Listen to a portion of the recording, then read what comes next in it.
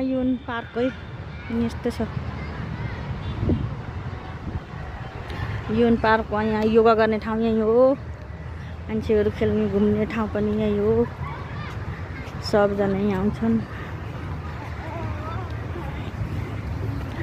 यहाँ पार्क छ यहाँ खोला छ यतातिर मान्छे हिँडिरहेका छन् वाकिङ गर्नेहरू यो पुरै पार्कको यहाँ लै छ यहाँ घुम्न आउनु होला है नदेखेका मान्छे जति यहाँ घुम्न आउनु हेर्नु घुम्नु डुल्नु पार्कभित्र यहाँतिर कुकुर पनि छन् यहाँ त कुकुर पनि आउँछ नि मर्निङ वाक गर्नलाई इभिनिङ वाकका कुकुर हुने ए त्यो राम्रो छ कुकुर पनि उहाँ कतिजना खेलिरहेछन् मस्तले उहाँ त्यो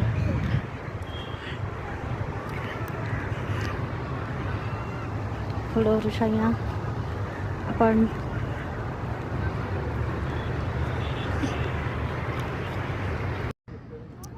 यो बागमती खोलो होला नै त्यत्रोबाट छ यहाँ माथि यो खोलो के अरे अस्ति नै आएको त बर्खा आएको पानी असोजमा आएको थियो नि त्यो खोलो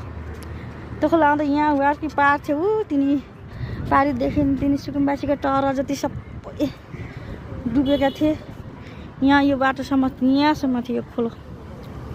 कति छ खोलो त यत्रो अहिले यत्रो छ बर्खा आयो भने यो डुबाउँछ पुरै भरेर यहाँ चाहिँ यस्तो छ यो खोलो बर्खा त हरि बिजोक हुन्छ यहाँ तिनी टहर जति सबै डुबाइदिएको छ फुटेछ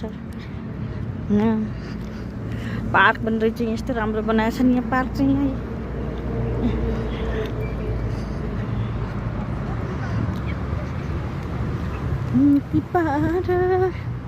त्यो गनाएको छ यहाँ त्यो डुङ गनाउँछ फेरि